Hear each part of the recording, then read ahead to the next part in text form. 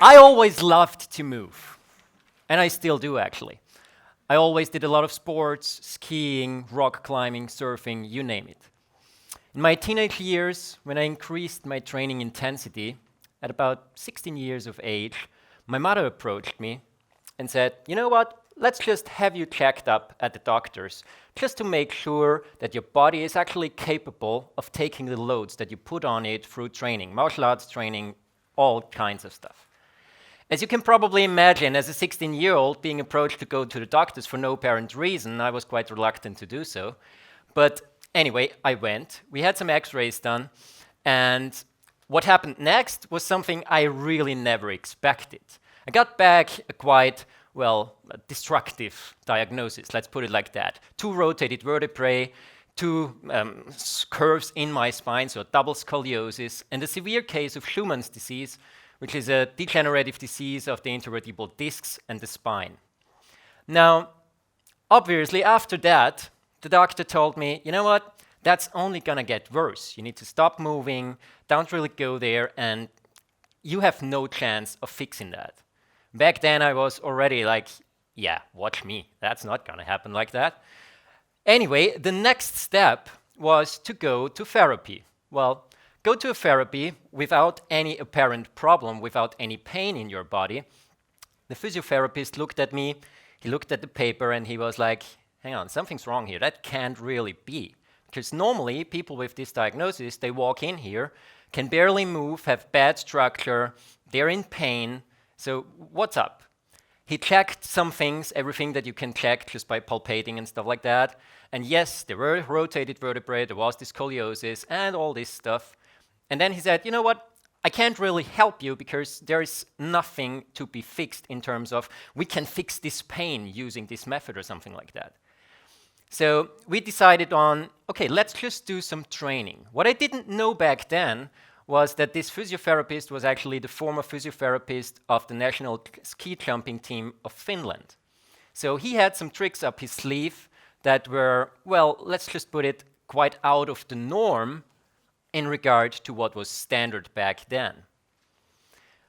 That was the first introduction to approaching a situation with a rather, strange approach.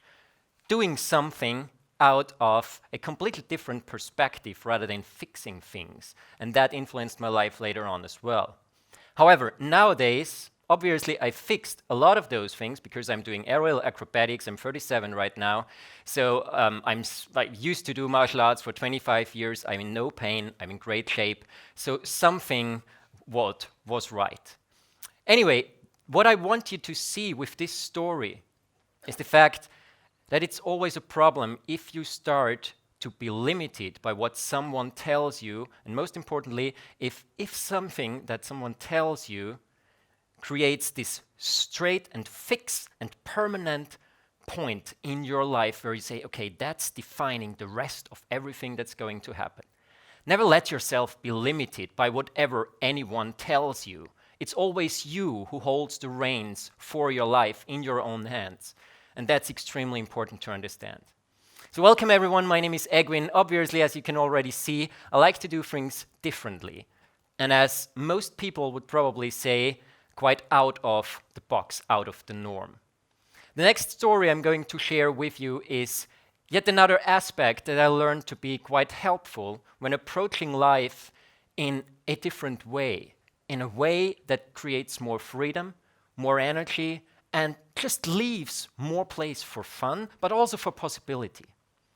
A couple of years ago, I was sitting in the living room here in Graz with 2 really old friends of mine, and right now they're married for more than 25 years already. I had another friend of mine over here from the States, Crystalline, and she always likes to ask questions. Specifically, questions regarding relationships. And that's exactly what she did back in that day as well. She asked that couple, you know what? What's your secret? How do you manage to stay together for that long? And they both said at the same time, curiosity. I was like, hang on, that's interesting. That's a good answer. And they went on to explaining, you know, when you wake up in the morning, you look over to that spouse of yours, to your partner, You only go, I'm really curious what new things I'm going to learn about that person next to me that I haven't seen so far, even after 10, after 20, maybe even after 30 years. Or things that just developed from the experiences that person had yesterday. We all change on a regular day basis, and it's not really a good idea to try and hold on to some fixed idea that we have, not of ourselves, not of a person, not of a situation. Approaching life with curiosity pulls you into the present moment. It allows you to see things much more in the way they truly are than in the way that we expect or like them to be. Now, before we jump to the next part, I want to share one more aspect of curiosity with you. And that's when we think of some sort of situation and some person comes up to you and says, whoa, this must have really taken a lot of courage to, say, get on that plane and just jump into a new adventure, or quit your job without having another one before. And I always go, does it really take courage? Why courage?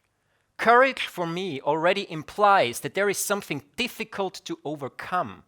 Why do I put something difficult ahead of me without even knowing whether or not that's the truth?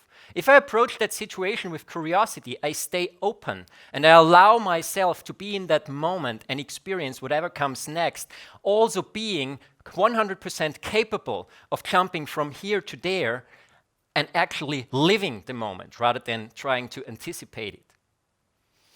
Before we jump to the third part of my presentation, I'm going to invite you all to participate in a small exercise. Let me quickly explain first. It's not going to hurt anyone, I promise. I'm going to explain it first, and when I say go, we just run. Well, almost. Here's what we're going to do. I'm going to ask you to get up, shake the hand of the person next to you. Please don't introduce yourself verbally, take the break for that. Just shake the hand of the person next to you. Then give yourself a couple of seconds. Then, once again, shake the hand of the same person again, but this time with consciously breathing in while you're doing it. Then again, give yourself a couple of seconds just to reflect. There is no right or wrong here. It's really just about standing there and, okay, how did that feel? Just, was there a difference? Nothing more, nothing less. And then shake this person's hand for a third time, this time by breathing out while you're doing it. All clear? All right, let's get up, please. I'm going to walk you through it. You don't have to remember, no worries here. All right, so please shake the person's next to you's hand. Awesome. Give yourself just a couple of seconds to reflect on that. We've done that a couple of times. Now breathe in while you shake this person's hand again. Was there a difference apart from laughter? Well, yeah, that's obviously in there. Okay, and then once again, shake this person's hand and now breathe out while you're doing it. All right. Thanks a lot. Please be seated again.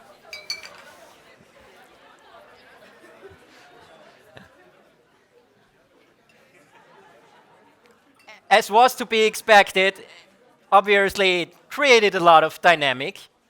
That's fine. Who realized any sort of difference? Just raise your hand, please. Okay, some. All others were much too much, like really completely into laughter. That's fine. What I want to tell you with this is that we run on patterns. Now, when we take a look at this graphic behind me, in the first row, we have just a dot and a line. It's just two distinctly different geometric shapes. We could call one of those breathing. We could call the other one physical contact. Anyway, when we move to the second layer, this is Morse code. This is a pattern. Suddenly we use two distinctly different patterns to describe something that has meaning to us.